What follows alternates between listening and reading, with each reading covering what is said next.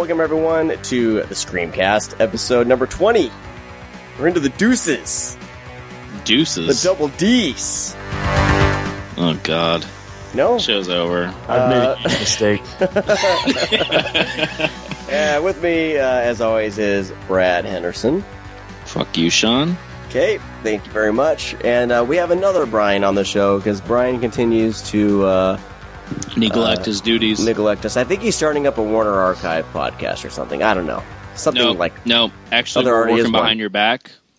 We're working behind your back. We're creating an Echo Bridge podcast. Oh, okay. I knew it. Knew it. Now that would be niche. Echo Bridge for life, people. We do have another Brian on the show, though. He is considered our resident Andrew Davis. Dice Clay. The director of The Final Terror.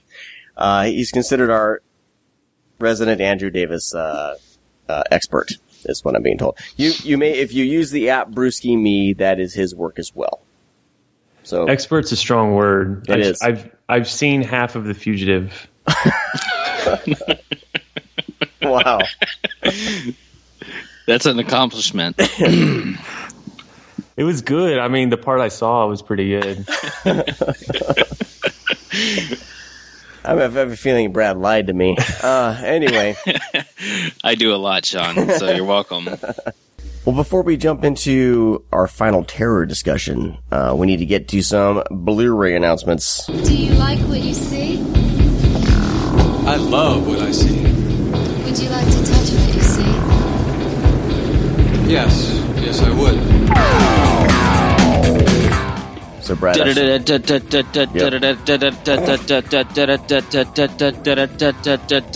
good?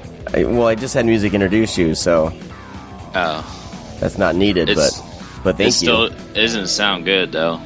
E for effort, A for effort, C F for fuck you, Sean. C for effort, C for marginal effort. Wow. All right. You must really hate me. All right. You have been scouring the internet. You have been, every week, and we never. The thing is if you guys like this, let us know, because as much effort as goes into this podcast, researching fucking Blu-rays is kind of difficult. I mean, yeah, you get on Amazon, you get on Blu-ray.com, but like to organize everything, put it in a list, and go through it. It takes a little bit. So if you like it, just drop us a line. Stop whining. Stop whining. What you got for us? Well, Proxy from IFC was announced recently for August 12th, which is a pretty cool little horror film. If you like, birth horror films. How would you say that? Pregnancy horror films? Yeah, there's a slew of them. Yeah, they're actually, Inside, Grace. Jessica Cameron was in what's that movie called? Utero? Yeah. So yeah, there's even just in the 80s, like with babies and stuff like that. But it doesn't follow in vein of any of those films, but it's new. It's pretty cool. Is that Blu-ray or DVD? Blu-ray. Okay, cool. Well, it looks like IFC wants to hold out on the Blu-rays. Yeah, there's a DVD release, $12.98, and then the Blu-ray's $26.98. Can we get rid of the freaking DVD only releases? It's 2014.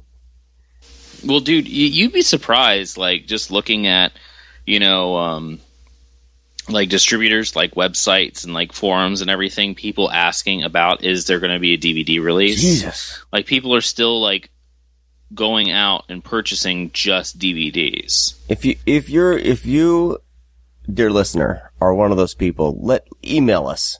It's readme@thescreamcast.com. Let us know, because I don't understand it. Yeah, if it's a money issue, Blu-ray players, that doesn't really make it much sense, because most of the time, fucking Blu-rays are cheaper than DVDs half the time, like through Amazon and everything like that. Yeah, if you wait a little bit, if you have a little bit of patience, which I have none of.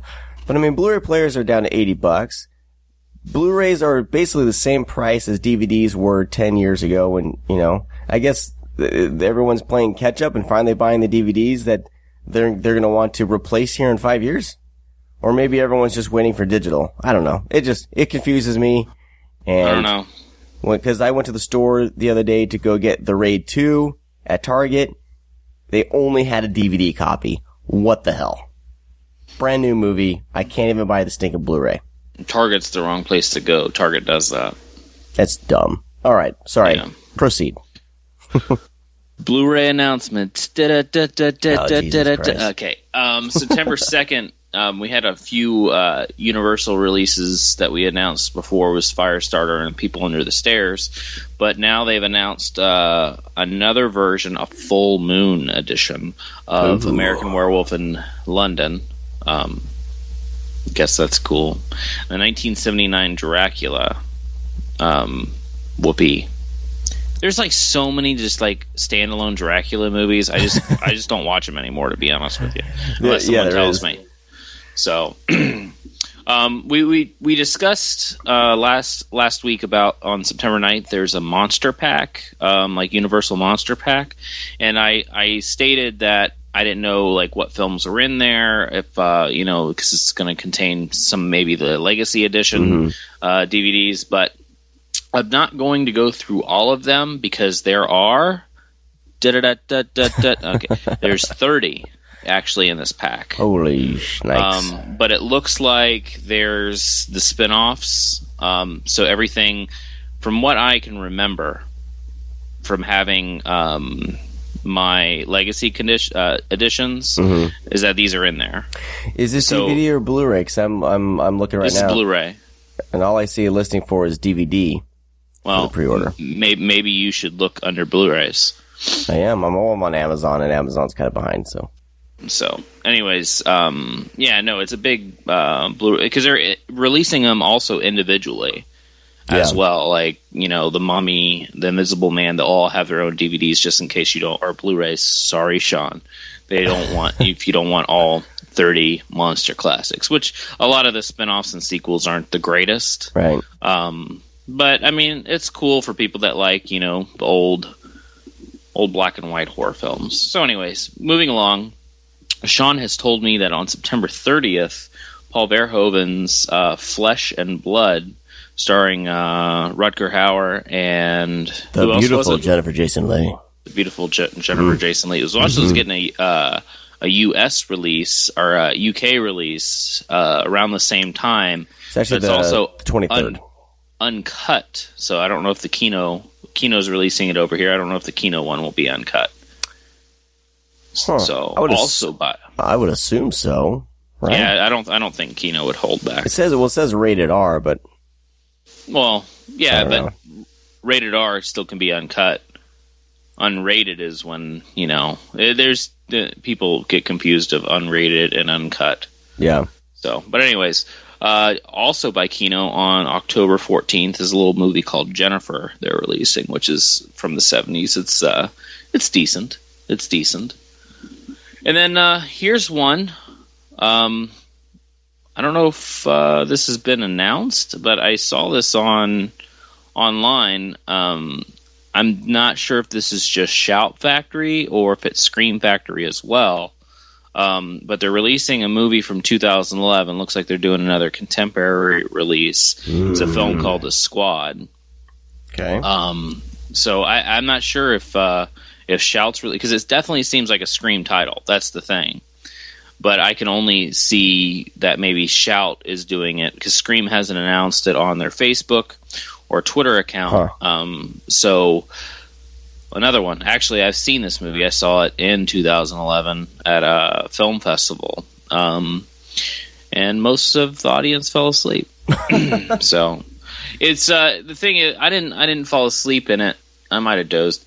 But it's a decent premise. It's actually a really, really good premise of the movie. It's basically these soldiers, they go to this outpost and all these soldiers that are supposed to be there are gone. And there's just one woman that's left behind. and the story unfolds with the story of this woman. But I'll tell you this, the movie might be a little slow and on the boring side, but it has one of the best endings I've seen in a long, long, long time. And it's still, actually, I think about the ending to The Squad quite frequently, because I was like, man, someone needs just to take that ending and putting in another movie that's actually really, really good. Not cracking on The Squad, but The Squad is a little bit more on the boring side. The trailer is really good, but it's not the greatest film. And then also a couple other things. These don't have dates, but from our friends at Scorpion Releasing, it looks like they're going to be releasing The Rain Killer, First Power, Candle for the Devil, To All a Good Night, Mortuary, Island Claws, Girly, and The Haunting of Morella. None of those have dates, but they are confirmed by Scorpion Releasing, which is, I'm super stoked about To All a Good Night. And, of course, The Rain Killer and First Power. And Girly. Actually, all of them. Haunting of Morella is pretty good, too. It's from the 90s. But, yeah, that's the Blu-ray announcements. Cool. One thing I wanted to mention also is that if you were looking, Sean, go ahead. If you're looking to pre-order the Nightbreed limited edition, as of this recording, it has dropped off of the Amazon website. Yeah, and this is Saturday. So I'm not sure. Saturday. Yeah, I mean we're doubling up on our recordings. This is gonna, But anyway, at this moment, so if there's a possibility this thing could be selling out quicker than anticipated, because the Halloween box set still hasn't sold out. You know what I mean? So it's kind Andrew Dice Clay. God damn it. Okay, let's go ahead. Jeez. Let's go ahead and take a break here. We're gonna come back with our guest and talking about some Final Terror. All right. So band today that we are featuring is a band called Haverford. The song is called Alaska, off of their EP Alaskan Summer. You're listening to the Screamcast. That was Haverford with the song Alaska. It's off their EP Alaskan Summer, which is out right now on via Bandcamp. So I'll have the link in the show notes. And it's a name your own price for the EP. So definitely throw them a few bucks when you grab this. But it's a pretty awesome EP and musically right up my alley. Well, this week we're talking Andrew Davis's Dice Clay. His only venture into horror, The Final Terror. And, let's see who's in this. Daryl Hannah's in it. Hey, let me pull up my IMDb page. Exactly. Let's see. We have, Lori Butler. She played Lori. Role there. I'm trying to mention Donna Pinder. God, what an asshole Brad can be. The only two people that I knew of were Daryl Hannah and Joe Pantoliano. And you didn't know Rachel Ward. Who's Rachel Ward? Oh, whatever. Where's she in? Give me a break. Let me pull up What about IMDb Lewis here. Smith? What about Lewis Smith, Sean? Hey, No, nothing? No, nothing. Dude, fucking Rachel Ward, are you serious, man? I'm serious. Oh, God. Seriously, she hasn't been in anything she was in After Dark, My Sweet. Thank you very much. I've never seen that. And she's in a bunch of TV crap. Dude, she was in Night School, man. Oh, Against All Odds. She's in Against All Odds. I have a vinyl of that soundtrack for some reason. Don't give it to me. All right, let's move. God. We need a Rachel Ward expert, too. I'll be the Rachel Ward expert. So, anyway, all right. The Final Terror came out a couple weeks back. It came out in 1983. No, the friggin' the Scream Factory Blu-ray, you dick. Oh, okay. We're just gonna. This is gonna be an episode, I think, of Brad and I just insulting each other because there's a lot of sexual tension. We can work through this. Anyway, we're talking The Final Terror, directed by Andrew Davis, and we'll go from there. Brian, so what I need to know is, why did Brad tell me you're an Andrew Davis expert? What's the deal with that? I may have suggested it to him, but no. Truthfully, I'm a huge Andrew Davis fan, cool. And I've seen all of his movies a few times. And I think he has a very interesting combination of auteur and like technical skill that is rare. And I don't think he gets the credit that he deserves. He's made a lot of great movies. And so for whatever reason, for years, probably since I saw The Fugitive as like a kid, when it came out, I've just been, I've paid attention to his career and seen all of his movies and just become a fan of Andrew Davis for whatever reason. It's weird. It's a weird one to pick, but yeah, I mean, well, when Brad and I were talking about, Andrew Davis, and I didn't realize that I've seen, the name to me is not a familiar name. Like when people say Andrew Davis, I would draw a total blank, but then I do the same thing when I think of Sean DeRegger. Well, yeah, everyone does. Well, Sean, I think your problem probably was growing up in a Mormon household.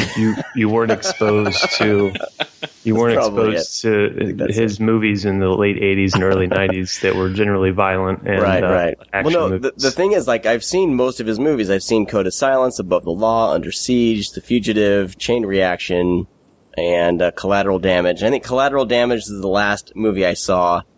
I skipped Holes. Holes is really good. Is it? Holes is one of his better movies, yeah. Cool. And The Guardian just looked like Top Gun, Coast Guard Top Gun. Yeah, it's definitely not my favorite. So I kind of, skipped that one. But I mean, I'm very familiar with his movies. So, but I just, for some reason, never retained his name, Fair enough. I don't know. Good job, Sean. Thank you. You have a round of applause button at this point? Nope, I don't, because I switched how I record the podcast and I can't figure out how to do sound effects anymore. Hopefully it's better. I think that was a failed experiment. I don't think that really worked out. Brad, do you have any insight into Andrew Davis? What is your experience with this director? Honestly, I've seen his movies. I was a lot like you probably around that time, but I've known Brian for quite some time, and he's the one that actually mentioned the name and pointed it out when we used to work at Blockbuster together. So that's originally. Then I started paying attention a little bit more. But I mean, I've seen pretty much all his movies, probably aside from a couple here. But yeah, that's how I really became to notice Andrew Davis, was because of Brian. So it's kind of funny he's on the show now. But I mean, looking back at starting with Code of Silence in '85, which is with Chuck Norris, but it's not really a Chuck Norris movie. I think it was originally, the script was supposed to be a Dirty Harry movie. So it's not a cheesy, typical Chuck Norris movie. Starting with that through Above the Law and The Package, Under Siege, The Fugitive, that streak right there is an incredible, streak of action movies that, I don't know if any other director has done 5 great action movies in a row like that. And then, of course, he had to ruin it with Steal Big, Steal Little in '95 with Andy Garcia, which is not good, which I haven't seen probably in 15 years, but and Chain Reaction, although it's kind of repetitive of The Fugitive, is also really good. Perfect Murder, it's okay, it's not the best. Collateral Damage is hilarious. Arnold doing drama, even though it's also an action movie, he attempts to stretch his range in that movie, and it is the funniest damn thing you'll ever see. There are some some scenes where he's raging, and you'll cry from laughter. It's so bad. But I think that's my least favorite, actually. Yeah, I don't understand it. I don't know how Andrew Davis it just doesn't feel like an Andrew Davis movie at all. But maybe because it was supposed to be a huge Arnold Schwarzenegger movie, and maybe he didn't have the kind of control he did on the other movies. But God, it's hilariously bad. It's really good because of that. Schwarzenegger does not do well with dramatic at all. No, he tried in The Last Stand, and it's pretty bad. Or End of Days. Oh my God, that's hilarious. Yeah. Oh, poor Arnold. Speaking of Arnold, has anyone seen Sabotage? I hear that's horrible.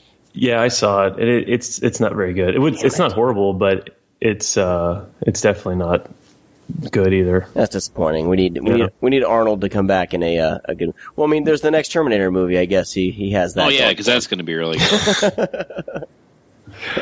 Well, Andrew Davis. I mean, I feel like he peaked with The Fugitive because, I mean, there's he has all these kind of action flicks and everything, but The Fugitive is like that is such a good movie, and that made such an impact when it came out. I mean, there's peaking, and then there's making like an all-time great movie, right. And it's not fair to say like he burned out or something after that, but I think that is legitimately like one of the 100 best movies ever made, and you can't. Maybe that's why he did that stupid Andy Garcia movie after that, is because you just can't follow it up right. with something similar. So he just tried to change genres and do something else, and I mean that's definitely his best movie. I don't think anyone would dispute that. Yeah, it's so good. I want to watch it. I want to watch it right now. All right, podcast over. I'm gonna go watch The Fugitive, everybody. But what's also really good that doesn't get the credit is Above the Law, which was Steven Seagal flick. Seagal's first leading role, anyways. And that I watched that recently, and that holds up really well, like much better than Seagal's other 80s and early 90s movies. It's quite good. And the cool thing about Andrew Davis is he reuses a lot of the same actors. He's got a couple actors that he's used in almost all of his movies, and they're mostly people from his like neighborhood in Chicago. Or there's a couple, or at least one real life police officer. There's a couple because Dennis Farina was another one that he was friends with, and they became actors through being in Andrew Davis movies, and they were just like detectives in Chicago, which is pretty cool. Yeah. So like in The Fugitive and in Chain Reaction and Code of Silence, Above the Law, where there's kind of bit character actors that you recognize playing detectives, those were real life cops that he knew, and he made into actors. So it's pretty cool. Wow. His first movie, Stony Island, which just came out on DVD last year or the year before, which was made in 1978. And actually it's on Vimeo now also. You can rent it on Vimeo. Cool. It's really cool. And even that has like some of those actors, and that's got Dennis Franz in it. He's always had a really good knack for working with super talented actors and directing them, which brings us to The Final Terror. Yeah. Which is mostly unremarkable, except for the acting is incredible for what it is. Like, not just because a lot of those actors went on to do bigger, better things and became pretty famous, but for like a low budget early 80s slasher, yeah, the acting, holds up to, huge budgets and, even more recent movies. It's pretty awesome what he was able to get from that cast. Yeah, it seems real. It doesn't seem, because a lot of times with these kind of low budget horror movies, everyone kind of goes into overacting territory, exactly. Where this kind of, and that's the thing I wanted to bring up about The Final Terror was like a lot of 80s movies feel dated, like Sleepaway Camp feels completely of the 80s, like 100%. Yeah. Where The Final Terror, I feel like it could be any decade, you know what I mean? Like they don't, I feel like they don't do a lot of kind of, 80s stereotypes and things like that. Like they just seem like real people. Yeah, one thing I was noticing watching the Blu-ray, which is pretty awesome, by the way, even though I guess Scream Factory wasn't able to find an original print of it or whatever, so they pieced some prints together. But because of that, I think it still has a lot of dirt and grain, and it's fading in and out. The colors are off in places. I think they did the best they could, but it almost plays like a recent like fake grindhouse movie, which is a testament to it's standing the test of time and the acting and everything. I think so. Well, I mean, go ahead. No, I was gonna say, especially with that the R-rated title card. That I don't know why they put that there, but it's dirty and blurry and but they still throw that up there. It's pretty great. Yeah, it was really cool. Yeah. I think it's just one of those things that Final Tear really doesn't seem like a slasher at times, too. I mean, mainly because, obviously we have a low body count in the film, but I think it plays more as like a backwoods action drama more than a horror film than anything. I mean, Of course, our killer, our creature killer type thing, that is the biggest horror element about it. Other than that, it's just I see it as a horror film, but at the same time I don't. I think that's why it kind of holds up, because it stayed away from that corniness and cheesiness, and didn't placate with the other 80s horror films that were around that time, because this is 1983. This is when everything was booming in the horror industry. And I think that's why it was also kind of a dud at the time, was because it didn't follow suit like everything else. Yeah, I think it was held back for like 2 or 3 years before they released it, because they talked about this on the interviews on the Blu-ray, was that the body count wasn't high enough.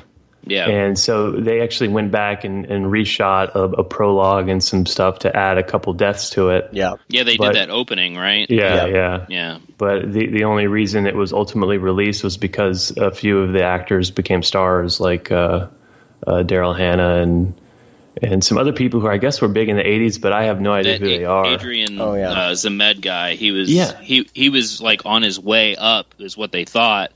And I think that was kind of a big one in Rachel Ward at the time. Was Adrian Zamed in Animal House? One of them was in Animal House. He was in Bachelor Party, I believe. He's in Bachelor Party. Who was in Animal House? I think it was John Belushi. No. Andrew Dice Clay. No, one of the characters plays like a frat guy. Yeah, I think it was John Friedrich. I think it's the guy who was in. Wasn't it? Was he the one who was in Animal House? Probably. I just listened to the commentary this morning, and he mentioned that. I can't remember. But I guess a lot of these actors were really big in the 80s, but other than like Daryl Hannah, who maybe is famous now, probably only because of Kill Bill, and Joe Pantoliano, none of them... Joey Pants. None of them really had careers that lasted into the 2000s. Right. You mentioned about the... Brad, I think you mentioned about it being kind of like a backwoods thriller as opposed to a horror movie. And when I was watching it yesterday, I noticed that a lot of the stuff on the river, the quality of the cinematography compares really well with like Deliverance. Mm-hmm. And Andrew Davis shot this as well as directed it, and he just did an incredible job with the cinematography, and that led me to do a little bit of research. I didn't know this off the top of my head. I'm not that big of an Andrew Davis expert, but he trained under Haskell Wexler, who was a cinematographer who did One Flew Over the Cuckoo's Nest and Who's Afraid of Virginia Woolf and In the Heat of the Night and stuff like that. So that was kind of his mentor, and Andrew Davis was a cinematographer before he was a director, so you can definitely see that like really good technical know-how coming through in this movie even. And also feel the film changes pace once after they actually realize what's going on, and they all like kind of camouflage themselves and everything like that. It becomes kind of a different movie at that point too, because the first half is set up like a backwoods slasher, teen slasher type deal, Friday the 13th, anything like that. But once everything starts happening, it kind of goes into like a, I don't know what you would call it, but it's, they're camouflaged, they're hiding, and that's when it becomes kind of an action movie more than a horror film. Yeah. It kind of becomes Predator there at the end. Yeah, that's actually what I was going to say, but I didn't want to say Predator, but yeah, definitely. I agree 100%. There's a shift in tone, and then that's why it's interesting that, Andrew Davis he never pursued, horror after this. And I was listening to the commentary, and the commentary is really dry. Like, he's not really a storyteller.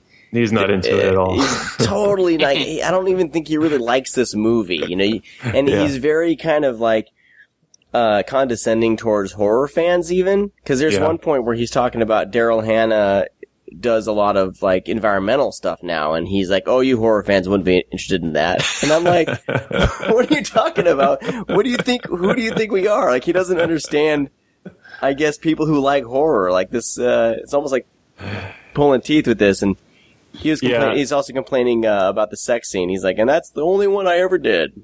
Yeah, and I thought it was funny how at one point during the commentary he was talking down about violence and blood in movies, and somehow I guess in his mind, a horror movie violence is different from action movie violence. Right, I thought the same thing. Hundreds of people have been killed in his movies.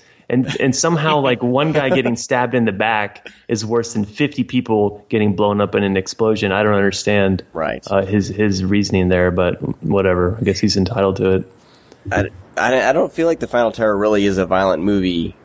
Anyway, like, most of the violence happens off screen, you know, and you only see kind of the repercussions of that violence. Yeah, absolutely. Yeah. But I guess that's maybe why he is not into it, because, like I said, in a way, honestly, he probably doesn't view this as a horror film or a slasher, you know, and being that's also why he hasn't revisited is because he never wanted to begin with. I mean, who knows how he's in the mindset of him, and maybe that's why it took so long. It was, you know, shot in 81 and released in 83. How do they market something that doesn't have a high body count? And maybe he kind of fought for that as well, not being presented as a horror film slasher. I can't remember any trailers for this thing, so I'd like to go back and watch them. I should have. I completely forgot. But it had different titles at the time too. It was something like was a Campsite Massacre or something like that was another title. Yeah, he mentioned the original title, but I don't remember what it was. Yeah, it slips in my mind as well.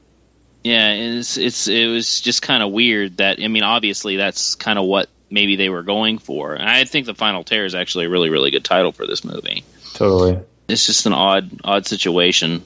I mean, did he mention, because I actually didn't listen to the commentary, but does he mention anything like that? Like how he didn't want it to be a horror film or a slasher at all? From what I didn't get to listen to the whole thing, but when he was talking about it, this was kind of presented to him. He was hired by some producer. I can't remember off the top of my head who he was hired by. But it was brought to him as a horror flick. They were like, "Hey, do you want to make some money? We got this horror script. We're gonna jump in. This is the hot thing right now. We're gonna make a ton of money. You know, you're gonna shoot this on a low budget." And, you know, that's pretty much all he says about it. And he says, like, he really loved the freedom that they had because of the small budget and is more independent. Cause, he said that this area that they shot in, the Redwoods up in Northern California, I think it was right on the border of Oregon. He goes back there every year. Like, he has fond memories about the shoot, you know, and the area. Just not so much about, I don't know if he really holds the movie up on any pedestal. Like, it doesn't sound like he's that proud of it. Well, and I mean, also, after it was released in, 83, when it got on home video, Vestron Video released it on VHS, and then after that, it just disappeared. And I think in like 2002, 2003, it came out on DVD by some, fucking awful company that did a few horror films. I remember Poor Pretty Eddie was one of them, and they did The Final Terror. It was worse than the VHS, because I remember I purchased it because I worked at a record store at the time. It was probably after 2003, actually. It's probably 2005, 2006. And I remember picking it up because it was really cheap, and I was like, man, I can't even fucking make anything out on this thing. I mean, obviously, they couldn't find the original film elements. Yeah, it was so dark. Just like a VHS rip or something. Like, the movie's dark regardless. All the shots in the forest. I think they use natural light. Well, I don't know if you can use natural light with film, but there definitely wasn't a lot of lighting. They used as much natural light as possible. They kind of cranked whatever. I don't know about filmmaking. They cranked it up. They used, like, I know there's a scene around the campfire, and that's all 100% like campfire light. Yeah. It is definitely a dark movie. Yeah, it's super dark, and the DVD that I think was a rip of a VHS that came out, like Brad said, early 2000s, was terrible. You couldn't see anything. And so, Scream Factory really did everyone a huge favor by doing all the dirty work and getting this thing out on Blu-ray. I think so. I mean, I'm surprised I hadn't heard of this movie because, I mean, you look at the awesome poster art, And it's like that poster art like should have been on my wall as a kid, you know. Well, Brian and I have the poster out on our walls. Well, yeah, it's funny. I'm jealous that you guys have those posters. Was that? I'm assuming that was originally the poster, right? When it was released. Yeah. Brian told me about it. It was some sale. It was in like a clearance sale or something. We got them for $5. Was it? Yeah, they're like original posters, and they were $5 a piece. Yeah. Got them maybe 5 years ago or something. Yeah. It's a fantastic poster, and I've been kind of doing like custom Blu-ray covers for some. Trust me, we know that you some are. of the people I haven't noticed. Maybe the people who listen to the show don't follow me on Twitter. If you do, I apologize but I got on this kick where I was trying to find everything that was every shitty like Blu-ray cover I had. I found some artists that did like with the original posters, and I just got done doing all the James Bonds, and they're awesome. But I've really kind of rediscovering a lot of original art, and I've always loved kind of the painted artwork, you know, for the movie posters, for the one sheets, and this art that they use is fantastic, and I just can't believe it didn't get more popular just based on that art, because it's great. Yeah. Well, sorry, Brad, go ahead. I was going to say, what's kind of funny is that, of course, you know, the art that's on the Blu-ray is the art that's on the theatrical poster, but on the VHS cover, it's basically the same lettering and kind of the same premise, but different characters on the front that are running away. We still have like 3 characters in shadows, and then we have like 2 girls and a guy running forward instead of like what looks like to be Rachel Ward on the original, and maybe that Adrian Zemed guy. Mm-hmm. But it's just kind of funny how they didn't really use the original. They just kind of did an altered version. And I think I kind of dig... I actually dig the original more, but I think it's just kind of funny that they did that. I actually have the VHS in front of me, no big deal. I was just taking a look at it. Nice. I'm just looking at this Blu-ray right here. Yeah, I definitely prefer the Blu-ray on this one. Yeah, I agree. Did the Final Terror have like an underground following? I mean, why would Scream Factory release this? They're saying underground following. Honestly, I've been a fan of the film for a while, but it's one of those things that I've never really heard anybody talk about. No, it's way too boring. Yeah, it's way that's too the thing boring. is that it's not. I mean, like I know what you're saying, because I like when they said underground classic or super underground, like what the fans love. I really have never heard anybody other than Brian and myself actually discuss the Final Terror. Yeah, it really comes into its own at about the 70-minute mark. The trouble is, it's only like 75 minutes long. It's 83 minutes long. Yeah. That's including credits. Yeah, but it's not bad. It's just boring. It's really well. Yeah, I mean, I agree. Like, if you're going into it thinking like of a slasher, right? A slasher film, because I mean, I know that people consider like films like Final Exam or The Dorm That Dripped Blood really boring, and I think those are great. I think this is slower than those films, so I can only imagine what people originally thought. But it's going to be that those fanboys and that fan base is going to come out and be like, "Oh yeah, we've always loved Final Terror." I've never heard you talk about it, to be honest with you. I mean, it's one of those films that is never talked about. I mean, but that's the thing. I'm actually glad they released it, because it's... No, I mean, they're the right company to do it. Totally, because obviously get more fans from it. Because I mean, people are gonna like it. I mean, the thing is if you're going into it just want to see blood and guts and body count, then you're in for the wrong film. Right. There's no boobs. I mean, there's no boobs in this movie, people. Yeah, as far as just like a really well done horror film, then you're gonna be in. You're solid. Yeah, because it's a solid movie in that. But like Brian said, it's definitely on the boring side. I mean, our body count is really low.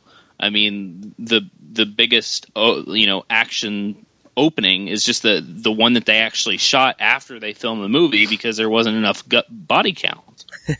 Which is kind of funny. But. Yeah. Well, I mean, I saw this for the first time, so I mean, like, I'm one of those people. I'd never heard of it. The only time I heard of it was when Scream Factory released or announced that they were releasing it. So I mean, for me, like I said, I'm big on poster art, so I saw the art and I was like, I'm in. I can't wait to watch this. So, I mean, yeah, it was a bit slower than like, a normal like Friday the 13th or whatever, but I feel like there was enough going on and the acting was good enough that I think I was pretty much invested, in the film and seeing what's going on, like I thought it was well shot, and there's like, you can't get a better production, than by filming in the redwoods, because that gives like production value up the whatever, up the wazoo. There's a scene where one of the near the end. Spoiler alert! Near the end, no spoilers, but one of the characters is trying to climb one of the trees. And it's amazing. The scale of the character against the tree is ridiculous. I don't think I was expecting to see that in this movie. You know what I mean? Like, that composition was just incredible. Definitely. It was a great shot. And this, I mean, I guess this was the same exact forest that George Lucas went to shoot plates for Return of the Jedi for Endor. Yeah, that's what the director said in the commentary. Yeah. I mean, I just think of the redwoods and I think of Return of the Jedi anyway. So no matter where you are, but just, and at first I didn't really know where they were, but as soon as I saw that tree, I was like, yeah, they're in the redwoods. There's no doubt about it anymore. They're not in Montana. That's for sure. Montana, Jesus Christ, Sean, you're the only person to mention Montana today. Like, in the world, no one ever. God, I was really hoping we get through the day without that. Really, I have relatives in Montana, so screw you guys. Well, the one thing that always stuck out with me, and I'm definitely going to keep this spoiler free because I think totally. It's kind of a cool part in the film I mean, the people that have watched it definitely know what we're talking about, but this is one that people haven't seen, is that when they're by the river and up on the rocks you see something. You know what sequence I'm talking about? Yes. Yeah. That. Oh yeah, definitely. That is awesome. That is so intense and so well good, done. Yeah. Like, you're watching it for the first time. Just keep your eye out. I mean, it's not fucking spoiler or anything, but man, like that shot alone, like, grabbed me so hardcore, and I just love that small little sequence. That does wonders for that movie. Just things like that. Totally. So, like I said, there's so many elements in this film that make it such a great movie, and it's just, don't go in thinking you're going to watch a slasher. Just go in thinking you're going to watch the Andrew Davis movie, and you'll be set.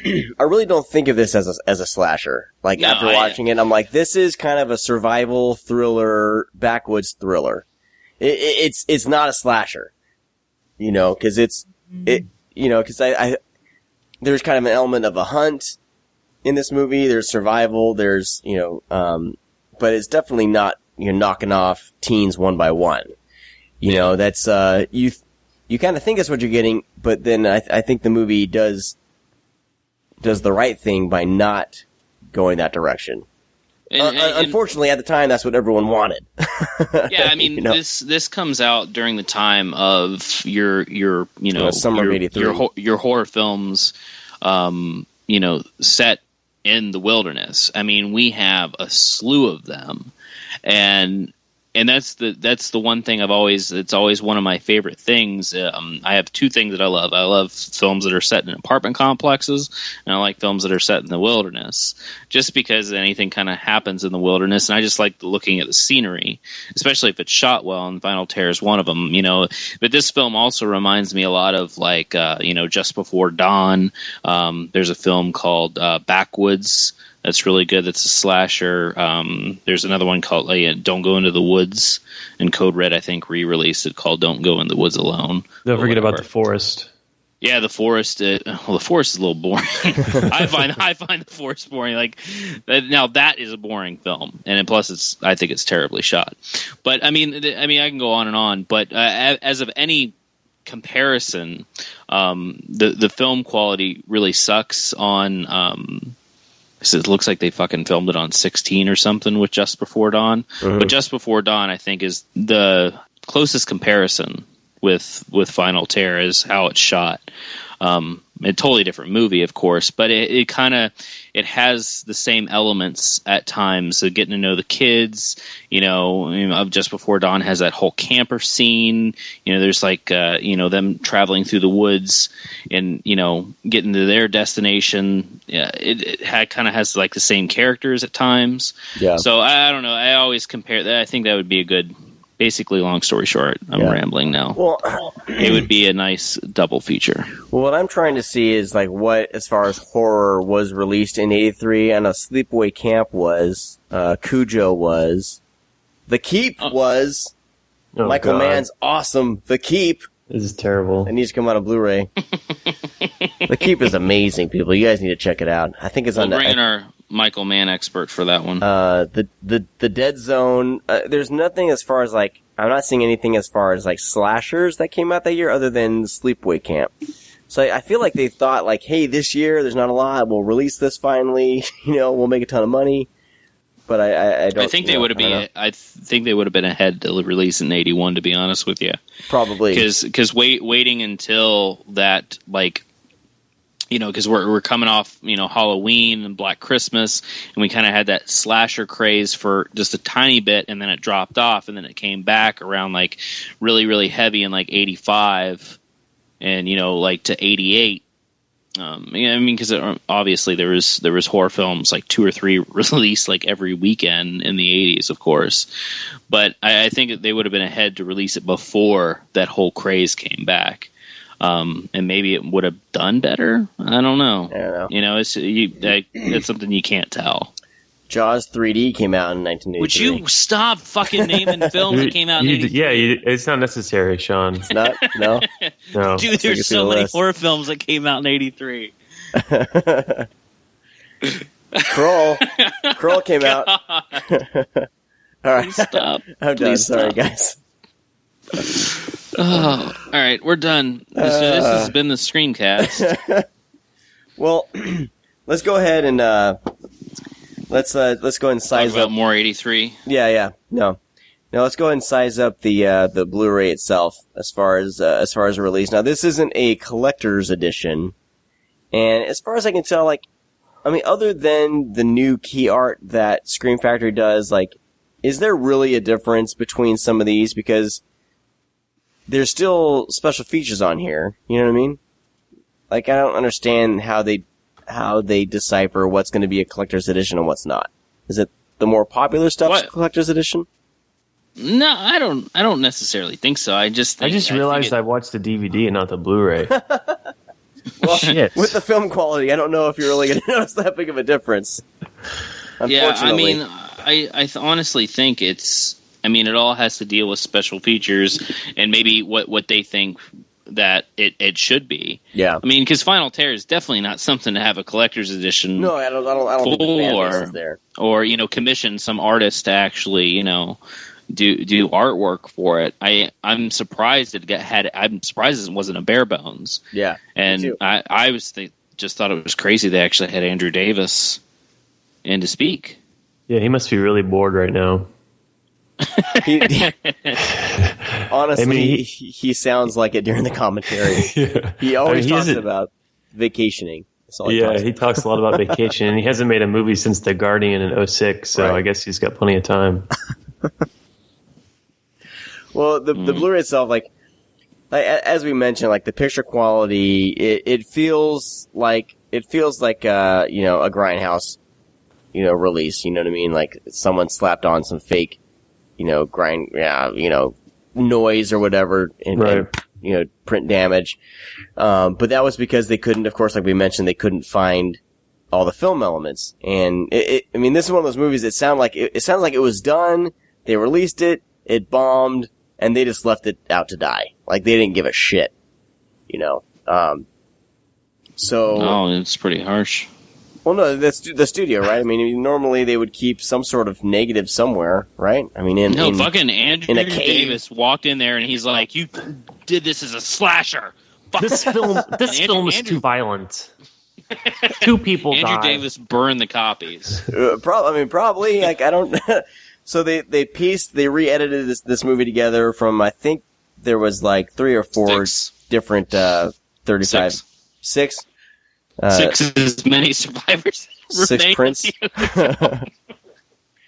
So they pieced all the best elements together, and it's I don't know. I almost think that it adds kind of a little bit of a quality to the film. Definitely adds kind of some character to it.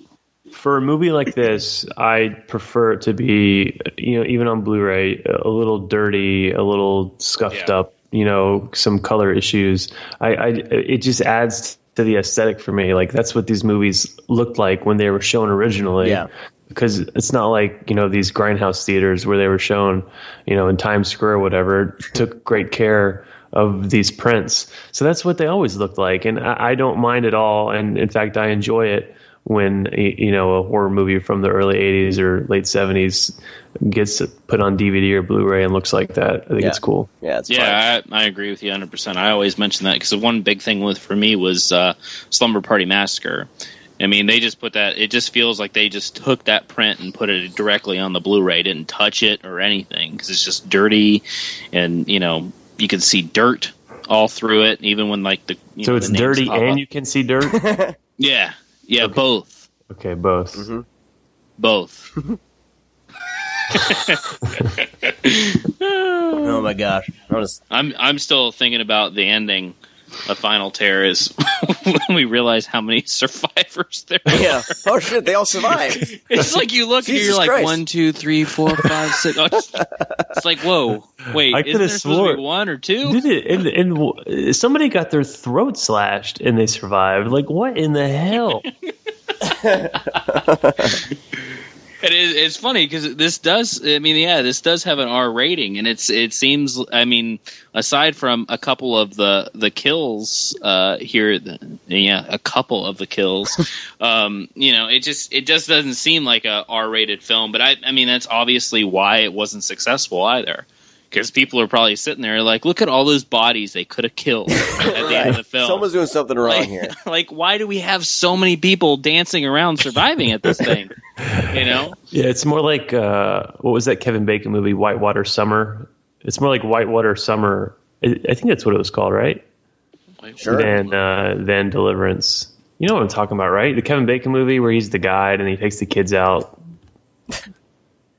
Are you serious? I haven't seen it. I'm sorry. Like a River Wild? No. No, this is from the 80s. Kevin Bacon takes a bunch of troubled kids out on a whitewater trip.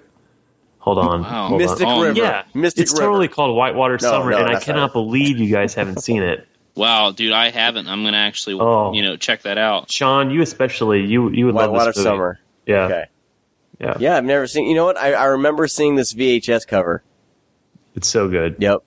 I remember seeing this, and I never rented it. I don't know. All right, adding this to my to rent list. Anyway, so back to the disc here. There's a couple interviews, nothing too crazy. The one that I watched was with the production supervisor Alan Holtzman. No, Yeah, that one was hilarious.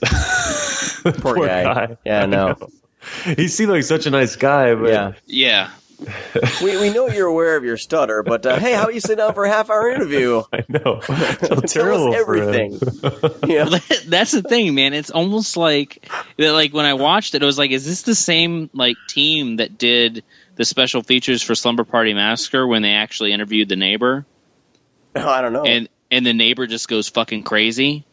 Remember when during the interview he starts reading poetry and shit, and he starts screaming, and it's like during the it's the interview, and he just goes berserk. Like, he starts reading poetry, and he's on the floor, and it's insane. And it's almost like the person that did this one was like, let's actually get this guy to talk for a very, very long time. It starts to get uncomfortable. Like, at first, I'm like, oh shit, he has a stutter, and then he actually mentions it, which is fine. I mean, it reminds me. I used to do software support, so I was on the phone all the time with people, and there was. Every time I would get that, there's a couple of people, one person in particular that I caught on early that they had a stutter, so I didn't say anything about it. But my coworker wasn't as in tune, and he was talking to her one day, and he goes, and she started to stutter. He goes, "What's the matter? Cat got your tongue?" Oh, God. Oh my god! And when he told me what happened, my jaw dropped because I was like, "Dude, you know she has a stutter, right?" And he's like, "Well, yeah, she told me she has a stutter." Oh, Like, wow. I felt like shit. Oh my gosh! But that's what that interview reminded me of. She was like, "Look, just get this guy in, short and sweet, ask him a few questions." But it was like they wanted him to tell his whole life story. You know? Yeah, and he wanted nothing to do with talking about Final Terror. He was talking about everything but Final Terror. Right. Brian, did you watch the other interviews by chance? Yeah, with the actors. Do they seem a little more enthusiastic about being interviewed, or because the two things that I've checked out, it's just like it was pulling teeth, you know. Yeah. No, Adrian Zmed was actually pretty cool in his interview, and he was forthcoming with a lot of stories, I guess, from the set, and he seemed to like the movie okay and appreciate it. And then the other one was Lewis Smith, and he seemed kind of out of it actually, but he was enthusiastic about the movie anyways. He wasn't the guy that took mushrooms, was he? No. Lewis Smith, who was another guy you should know. In the 80s, he did a movie called The Heavenly Kid, and it came out in 85. Okay. Yeah. Have you seen that? It's another one of those where I recognize the poster good. for sure. It's so good. I may have seen it. I don't know. He's in The Adventures of Buckaroo Banzai. Yeah, that too. So. Yeah, but the Heavenly Kid was something that I watched repeatedly as a kid. And that was my first thought. The first time I watched The Final Terror was, holy crap, that's The Heavenly Kid. He's also in Southern Comfort. Yeah, which is also recent released by Shout Factory, which is pretty cool. Yeah, we need to check that one out. Which came out 3 years before The Final Terror, even though it was shot after it. Oh, really? Yeah. Because it was you give about a year or so for these movies to be released. So Southern Comfort was probably shot in 1980 or 79 or 80. Yeah, something like that. Yeah. We should call in our Walter Hill expert. Oh, we should. Who's our Walter Hill expert? You. Oh, yeah, me, of course. Man. We should have the guy on that stutters. Poor Beth. Speaking of that guy, though, he's married to the lady who did the music for The Final Terror. Yeah. And the music is really good. Oh, yeah, it's great. I would totally buy that score on vinyl because it's really good score. It's very piano heavy, right? Or something like that, right? Yeah, it's synth heavy. Yeah. But it's not cheesy synth. Right. It's more I don't know. It's a little more timeless than some of the synth scores, I think, from the day. No one's really heard about this movie. This Scream Factor's releasing it. Is this something you would recommend people check out and pay? Oh, yeah, totally. How much was it? $20 or so? Yeah. I think it was 24. Yeah. It's hard to say. It's kind of a hard blind buy. It is a tough blind buy, and typically for myself, I hardly ever buy a Blu-ray that's more than $10. So I made an exception for this one. I wish I had that self-control. My wife does too. Yeah, but it's definitely a rent before you buy, because it's not something you're going to want to put on when you're sitting around with your buddies, drunk one night just for shits and giggles. It's something you got to kind of want to watch, and it's more of a drama and action thriller, like you guys said. Yeah, I think it's more of an earnest movie. Yeah, not Ernest not Goes Ernest. to Camp. Yeah. How'd I know that Brad was going to say that? Yeah, because that's what you just said. Yeah, no, you just said it's Ernest, as in movie.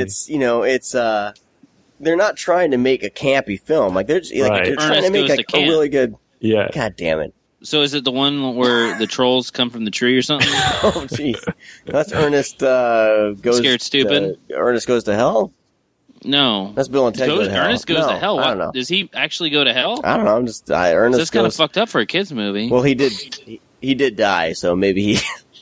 Yeah, and it's got some funny stuff, but it's not necessarily funny overall. Right. It doesn't have much of a sense of humor. A couple of the characters do some funny things, but it's not something you're gonna.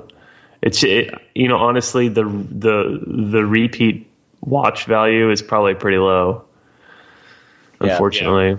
Yeah, it's something that I don't visit very often. I mean, I remember watching it when I first had the VHS, and then when that DVD came out, and I recently watched the Blu-ray. So I think I've seen this thing like a total of like maybe 3 or 4 times. Yeah. But if you're a big fan of Andrew Davis, it's definitely a must-buy. If you're an Andrew Davis completist, there you go. No, I would say no. It's better than just for completists, for sure. I would say Andrew Davis' first movie, Stony Island, is probably for completists, which is mostly it's fine, but it's like a drama that is 75% musical performance. So unless you really like R&B, like late 70s R&B,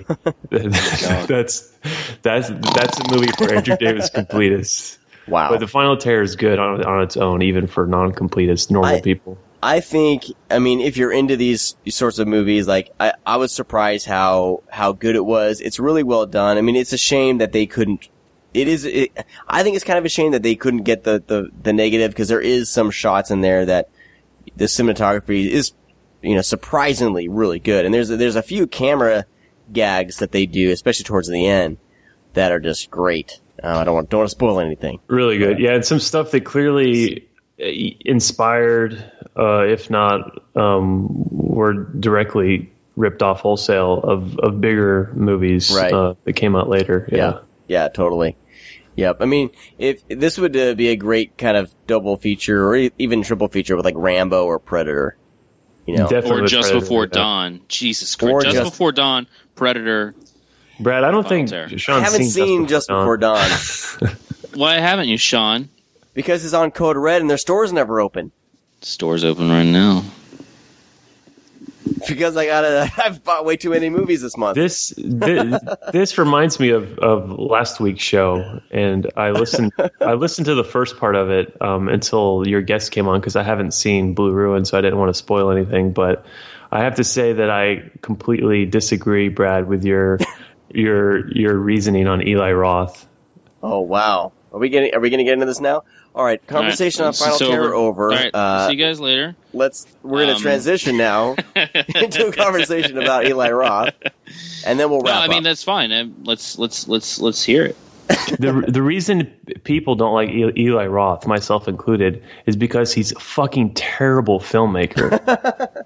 He's awful, and he has this like persona, this horror persona that. He's feeding off the goodwill of the quote-unquote horror community and making shit tons of money, just making complete garbage. His movies are terrible. Seriously, Brad, and I heard you tiptoe around Green Inferno. You tiptoed the best you could. I did. You and I both know that is one of the worst movies you've seen in a year, at least. I agree. Okay, thank you. Well, I'm not gonna sit here and bash things, but since you brought it up, Green Inferno kind of sucks big balls. Okay. I honestly didn't want to be in the theater while watching it. And once you guys see it, you're gonna know what I'm talking about. I can't wait to watch it. It's not good. It's not bad in that way, Sean. Damn it. I promise. Yeah. No, it's one of those things where you'll sit silent the entire thing through. There's no giggles, there's no smiles, there's no cringing. You just don't know what the fuck you're doing. And you sit there and you reevaluate your life and wonder why you're actually into horror films. And it makes you actually want to go back and watch the horror films that are good, so you realize that there's still hope in this world. I think more we are sticking up for the situation, you know what I mean, right. of Scream Factory and their good gesture. Absolutely. But, I totally understand that. And someone mentioned this.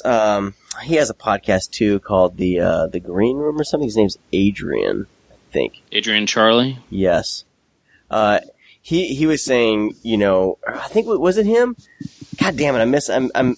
Everyone's You're fucking bad with names. Well, everyone has a freaking podcast. Everyone, including me. So I can't keep it. Sort of. Yeah, it's true. Brian doesn't have one. Somebody mentioned when Eli Roth came out with I think it was actually the dude from Dead as Hell podcast. He was mentioning that it's taking you like 20 minutes to tell a story. I know. I'm sorry. Eli Roth was supposed to be kind of the savior of horror. Like he came out with Cabin Fever, that was really well received.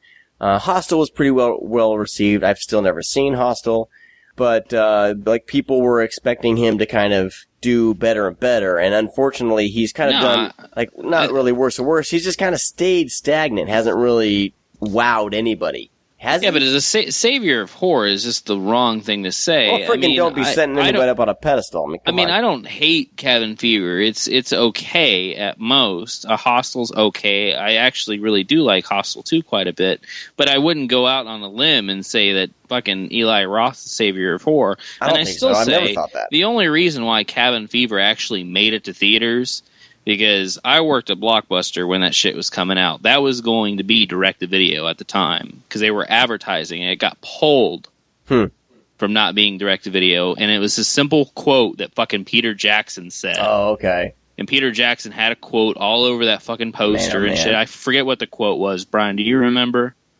I'm pretty good at stuff like that. No, But Peter it was Jackson something said, very blowjobby. yeah, it was just Peter Jackson praised it, and it was like one of those things, and Lionsgate was starting to, this is before like Lionsgate kind of blew up, because mostly they were direct to video, a lot of things at theaters. And this is like, I would safe to say this is probably one of their very first films in a wide release in theaters.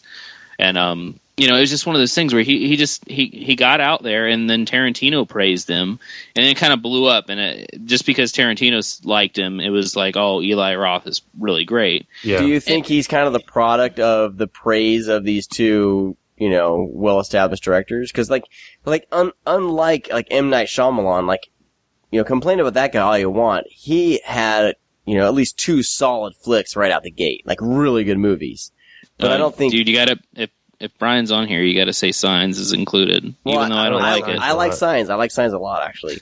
But okay, I'm talking about Unbreakable and The Sixth Sense. Like, those 2 movies were legitimately well respected. Yeah, no, and I mean, I don't think Eli Roth has even gotten there with any of his films. Like, well, no, I don't know where that comes from as far as... I wouldn't say safe to say it was M. Night Shyamalan, because, his films are really well shot. How they're presented is completely different for Eli Roth. Eli Roth just wanted to kind of make gore fest and wanted to pay homage to 80s horror films. M. Night Shyamalan didn't want to do anything like that. Right. He was, an honest filmmaker. He put all his heart and soul into things. Yeah, well, I mean...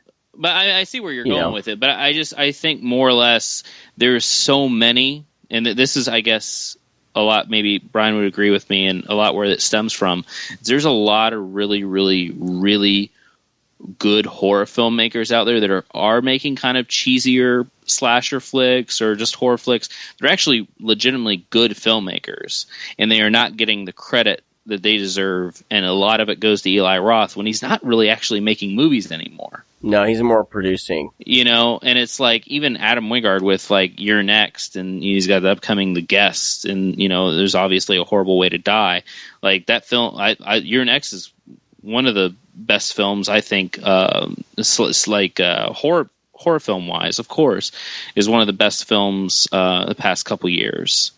It's a lot of fun. And it never really got recognition. Of course, it went to theaters, but it obviously bombed. But it's things like that. $20 million. Yeah, but think about. It's pretty good for a movie like that. Yeah. Anyways, I'm sorry to sidetrack everything. I just wanted to No, it's fine. I just had to say something. It's okay. Like I said, I think ultimately we were kind of defending like people freaking out about him getting some gifts. Like that's a whole different story. Like if you want to analyze him as a director and everything, like I think I've always looked at him as kind of middle of the road and never really deserving of the praise he's gotten. But I'm not gonna make fun of the guy and run over him. I don't think he deserves that. He does.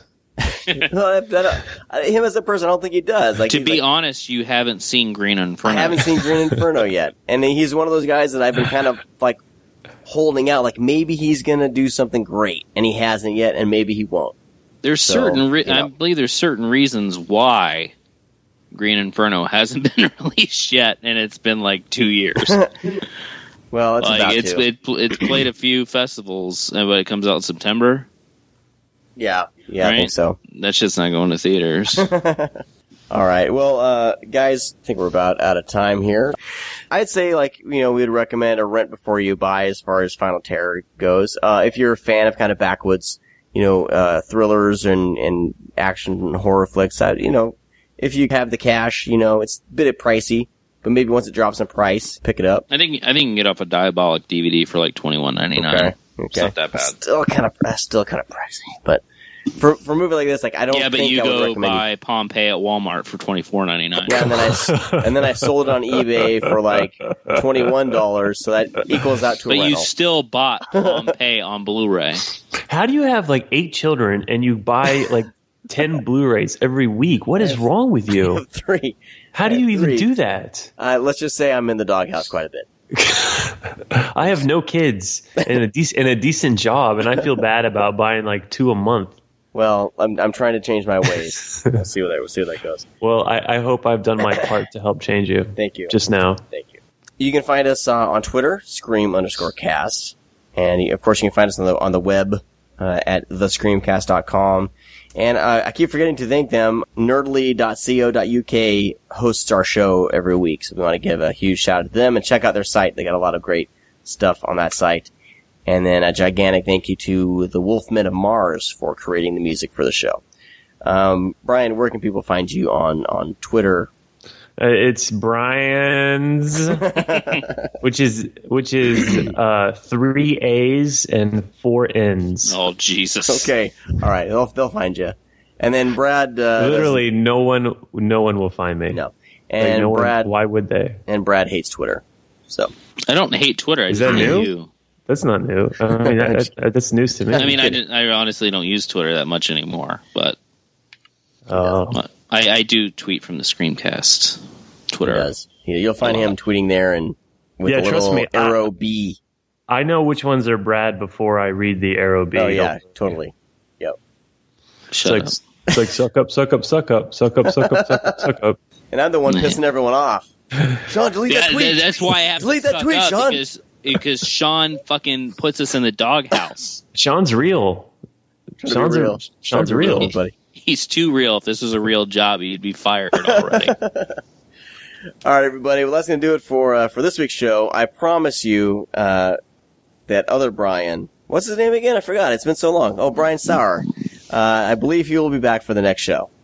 Well, thanks for having me on, and I was certainly a poor substitute for Brian Sauer, but Brian with Brian with no last name, we appreciate you coming on. Thanks. All right, have a great week, everybody. You too. Bye. Boom. Love you. Oh, don't tell me you're leaving. The party's just begun. Andrew Dice Clay expert.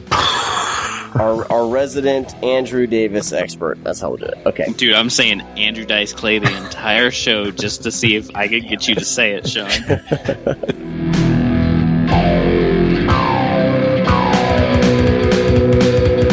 Oh, I can't wait to actually talk to you again on Saturday. All right, you guys have fun. Dreading it.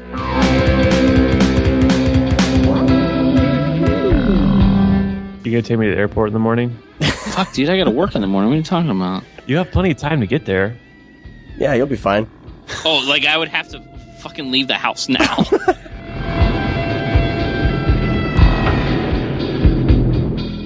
All right, guys, I'm going to stop. How do you close out of Skype? I keep trying to close it. It just minimizes it every time.